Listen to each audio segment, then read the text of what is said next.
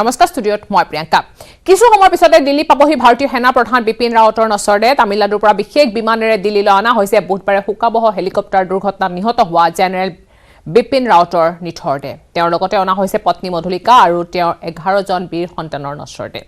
সম্পূৰ্ণ সামৰিক মৰ্যাদাৰে দিল্লীৰ পালম বিমানবন্দৰত শ্ৰদ্ধাঞ্জলি জনোৱা হ'ব 13 জনক ইতিমধ্যে শ্ৰদ্ধাঞ্জলি অনুষ্ঠানৰ সকলো প্ৰস্তুতি সম্পূৰ্ণ কৰি তুলিছে প্ৰতিৰক্ষা মন্ত্ৰালয়ে শ্ৰদ্ধাঞ্জলি অনুষ্ঠানত প্ৰতিৰক্ষা মন্ত্ৰী গৃহমন্ত্ৰীৰ উপৰিও প্ৰধানমন্ত্ৰী নৰেন্দ্ৰ মোদীও উপস্থিত থাকিব আটাইকেইটা সেনা বাহিনীৰ মুৰব্বীসকল বিমানবন্দৰত শ্ৰদ্ধাঞ্জলি জনোৱাৰ পিছতেই কামৰাজ মাৰ্গস্থিত বাসগৃহলৈ অনা হ'ব চিডিএছ সহ পত্নীৰ নচৰদে ইয়াৰ পিছতে কাইলৈ পুৱা 11 বজাৰ পৰা ৰাজহুৱা শ্ৰদ্ধাঞ্জলিৰ বাবে ৰখা হ'ব সেনা প্ৰধানৰ নচৰদে ৰাজহুৱা শ্ৰদ্ধাঞ্জলি অনুষ্ঠানৰ পিছতে বাৰস্কোৱা শ্মশানলৈ উলিওৱা হ'ব চিডিএছৰ অন্তিম যাত্ৰা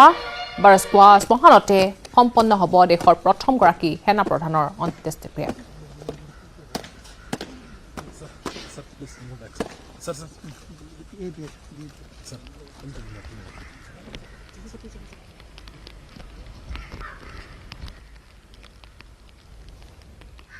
তামিলনাডুত কেনেদৰে দুৰ্ঘটনাত পতিত হৈছিল সেনা প্ৰধান বিপিন ৰাৱত সহ 14 জনক কঢ়িয়াই নিয়া হেলিকপ্টাৰখনৰ বিশ্বৰ অন্যতম সুৰক্ষিত তথা উন্নত প্ৰযুক্তিৰ MI-17 হেলিকপ্টাৰ দুৰ্ঘটনাক লৈ এতিয়া কৌতূহলৰ সৃষ্টি হৈছে সমগ্ৰ দেশতে অৱশ্যে উদ্ধাৰ হৈছে দুৰ্ঘটনাগ্ৰস্ত হেলিকপ্টাৰখনৰ ব্লেক বক্স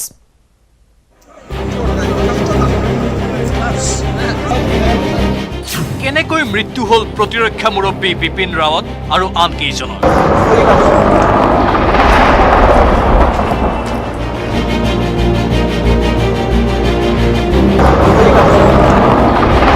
বিশ্বৰ অন্যতম সুৰক্ষিত আৰু উন্নত MI-17 হেলিকপ্টাৰ কেনেকৈ হল দুৰ্ঘটনাগ্ৰস্ত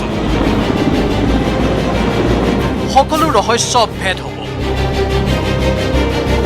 উদ্ধাৰ হৈছে তামিলনাডুত ধ্বংস হোৱা অভিশপ্ত হেলিকপ্টাৰখনৰ ব্লেক বক্স নীলগিৰি পাহাৰত হেলিকপ্টাৰখনৰ ব্লেক বক্স উদ্ধাৰ হোৱাৰ পিছতেই দুৰ্ঘটনাৰ আঁৰৰ ৰহস্য অচিৰেই পোহৰলৈ অহাৰ সম্ভাৱনা আছে দুৰ্ঘটনাস্থলীৰ পৰা প্ৰায় 1 কিলোমিটাৰলৈ অনুসন্ধান চলাই বায়ুসেনাই উদ্ধাৰ কৰে হেলিকপ্টাৰখনৰ ব্লেক বক্সটো এই ব্লেক বক্স হৈছে বিমান আৰু হেলিকপ্টাৰৰ ডাটা ৰেকৰ্ডাৰ এটা ব্লেক বক্সত 88 প্ৰকাৰৰ ডাটা সংৰক্ষণ কৰা হয় পাইলটৰ কথা বতৰাৰ লগতে বিমানৰ গতি উচ্চতা ককপিটৰ বাৰ্তালাপ বায়ুৰ চাপ আদিকে ধৰি বহু গুৰুত্বপূৰ্ণ তথ্য এই ব্লেক বক্সত ৰেকৰ্ড হৈ থাকে গতিকে এনেধৰণৰ দুৰ্ঘটনা বা কোনো বিজুতিৰ সময়ত এই ব্লেক বক্সৰ পৰাই বহু তথ্য বা ক্লু লাভ কৰিব পৰা যায় ব্লেক বক্সত মূলতঃ 4টা ভাগ থাকে ইয়াৰ দুটা ৰেকৰ্ডাৰ হৈছে ককপিট ভইচ ৰেকৰ্ডাৰ আৰু ফ্লাইট ডাটা ৰেকৰ্ডাৰ ব্লেক বক্সৰ পৰা তথ্য আহৰণ কৰিবলৈ অতি সাৱধানে ইয়াক খুলিব লাগে যাতে অডিঅ' আৰু ডাটা ফাইলবোৰ ডিলিট হৈ নাযায় তাৰ পিছত এই ডাটাবোৰ ডাউনলোড কৰি কপি কৰিব লাগে এই ডাটা ফাইলবোৰ তাৰ পিছত ডিকোড কৰি উচ্চ প্ৰযুক্তিৰ গ্ৰাফিক বিশ্লেষণৰ জৰিয়তে তথ্য আহৰণ কৰা হয় অতি কম ভলিউমৰ শব্দবোৰৰ পৰা বিস্ফোৰণৰ শব্দ বা এলাৰ্মৰ শব্দ উদ্ধাৰ কৰিব পাৰি সাধাৰণতে ব্লেক বক্সৰ পৰা তথ্য আহৰণৰ কোনো নিৰ্দিষ্ট সময়সীমা নাই যদিও দুৰ্ঘটনাৰ তীব্ৰতা অনুসৰি কম বা বেছি হ'ব পাৰে বিশেষজ্ঞই জনোৱা মতে কেতিয়াবা এদিন বা কেইঘণ্টামানতো প্ৰাথমিক তথ্য উদ্ধাৰ কৰিব পৰা যায় কিন্তু ইয়াৰ পৰা চূড়ান্ত সিদ্ধান্তত উপনীত হ'ব নোৱাৰি সাধাৰণতে সেনাই প্ৰায় এমাহৰ সময়লৈ ব্লেক বক্সৰ ৰিপৰ্ট দিওঁতে কিন্তু কিছু ক্ষেত্ৰত এবছৰো লাগিব পাৰে 2010 চনত ইথিওপিয়ান এয়াৰলাইন্সৰ বিমান দুৰ্ঘটনাৰ ব্লেক বক্সৰ অনুসন্ধানৰ বাবে 2 বছৰৰ অধিক সময় লাগিছিল এতিয়া এইখন অভিশপ্ত হেলিকপ্টাৰৰ ব্লেক বক্সৰ তথ্য অনুসন্ধানৰ বাবে কিমান সময় লাগিব সেয়া এতিয়াই ক'ব পৰা নাযায় news desk news 18 Assam north east কি কাৰণত দুৰ্ঘটনাগ্ৰস্ত হৈছিল ভাৰতীয় বায়ুসেনা বাহিনীৰ অতি বিশ্বস্ত অত্যাধুনিক helicopter MI-17 chief defence staff Bipin ৰাৱতক কঢ়িয়াই নিয়া হেলিকপ্টাৰখন দুৰ্ঘটনাৰ কাৰণ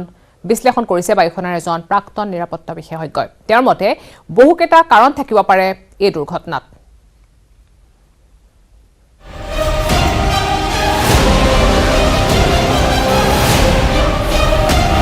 হেলিকপ্টাৰ দুৰ্ঘটনাৰ 8টা সম্ভাৱ্য কাৰণ কিহৰ বাবে সংঘটিত হয় হেলিকপ্টাৰ দুৰ্ঘটনা কিহৰ কাৰণে দুৰ্ঘটনাত পতিত হৈছিল চিফ অফ ডিফেন্স ষ্টাফ থকা হেলিকপ্টাৰ MI-17 ভাৰতীয় বায়ুসেনা বাহিনীৰ বাবে অতি বিশ্বস্ত হিচাপে পৰিগণিত এই হেলিকপ্টাৰ কেনেকৈ দুৰ্ঘটনাত পতিত হৈছিল এতিয়াও ভেদ হোৱা নাই ৰহস্য chief of defence staff Bipin ৰাৱতসহ সেনাবাহিনীৰ দল যোৱা হেলিকপ্টাৰখন কি কাৰণত দুৰ্ঘটনাত পতিত হ'ল সেয়া পোহৰলৈ আহিব ব্লেক বক্স পৰীক্ষা কৰাৰ পিছতহে ইতিমধ্যে ফৰেন্সিক বিশেষজ্ঞৰ দলে নীলগিৰি পৰ্বতমালাৰ পৰা উদ্ধাৰ কৰিছে হেলিকপ্টাৰৰ ব্লেক বক্সটো মাজ আকাশত বিস্ফোৰণ ঘটিছিল নেকি হেলিকপ্টাৰখনৰ নে পাইলটৰ ভুলৰ বাবে ঘটিছিল দুৰ্ঘটনা বহুকেইটা প্ৰশ্নই উত্থাপন হৈছে তামিলনাডুৰ কুন্নুৰৰ দুৰ্ঘটনাক লৈ দেশবাসীক আচম্বিত কৰা এই দুৰ্ঘটনা সম্পৰ্কত কেইবাটাও কাৰণ সন্মুখলৈ আহিছে এই সম্পৰ্কত মন্তব্য আগবঢ়াইছে নিৰাপত্তা বিশেষজ্ঞ SP सिन्हाই क्रैश का कारण क्या हो सकता है मेरे अनुसार 8 कारण हो सकते हैं पहला चीज प्री फ्लाइट चेकअप क्या उसमें कमी थी दूसरा पायलट एरर तीसरा क्या टेक्निकल फेलियर वजह था चौथा क्या नेविगेशन में कमी कुछ थी क्या जो विजिबिलिटी थी उसकी कमी की वजह से ये क्रैश हुआ है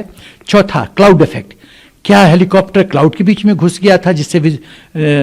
जो विजिबिलिटी कम हुई थी पांचवा साबोटाज क्या ये कुछ षड्यंत्र है छठा कि होता क्या कि नॉर्थ ईस्ट में ये लोग केबल जो डालता है वो वायरिंग जो डालता है वो पोजीशन बदलते रहते हैं तो हेलीकॉप्टर को इतना पतला केबल पायलट को दिखाई नहीं देता है तो 1993 में जनरल जमीर जो ईस्टर्न आर्मी कमांडर मरे थे वो इसी कारण मरे थे वायर में टकरा गया था हेलीकॉप्टर तो क्या वो कारण हो सकता है और आठवां कि एक्स्ट्रा फ्यूल VVIP ट्रैवल करे तो एक्स्ट्रा फ्यूल लोड करने से क्या ये एक्स्ट्रा फ्यूल इफेक्ट है ये 8 कारण है लेकिन मुझे लगता है कि ये सबसे महत्वपूर्ण चीज जो है 2 बातें हैं जो हेलीकॉप्टर में आग लगी वो आकाश में लगा या जमीन पे लगा यदि आकाश में लगा है तो 2 संभावना है क्या हेलीकॉप्टर के बाहर जो कोई आउटसाइड ऑब्जेक्ट है उससे टकराया है या अंदर कुछ इलेक्ट्रिकल मैल फंक्शनिंग हुआ है शॉर्ट सर्किट हुआ है जिससे आग लगी है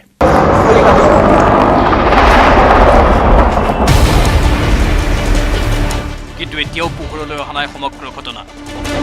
14জনীয়া দলক কঢ়িয়াই নিয়া হেলিকপ্টাৰখন আকাশতে অগ্নিদগ্ধ হৈছিল নে মাটিত পৰাৰ পিছত অগ্নিদগ্ধ হৈছিল সেয়া এতিয়াও পোহৰলৈ অহা নাই ইতিমধ্যে ব্লেক বক্স উদ্ধাৰ কৰি পৰীক্ষা অব্যাহত ৰাখিছে ফৰেন্সিক বিশেষজ্ঞসকলে বায়ুসেনা বাহিনীয়ে নিজাববীয়াকৈ চলাই আছে তদন্ত দুৰ্ঘটনাৰ কাৰণ পোহৰলৈ আহিব অতি শীঘ্ৰে bureau report news 18 Assam north east নাগালেণ্ডৰ বৰ্বৰ মনকাণ্ডৰ বিৰুদ্ধে সমগ্ৰ উত্তৰ পূৰ্বাঞ্চলত নেচুৱে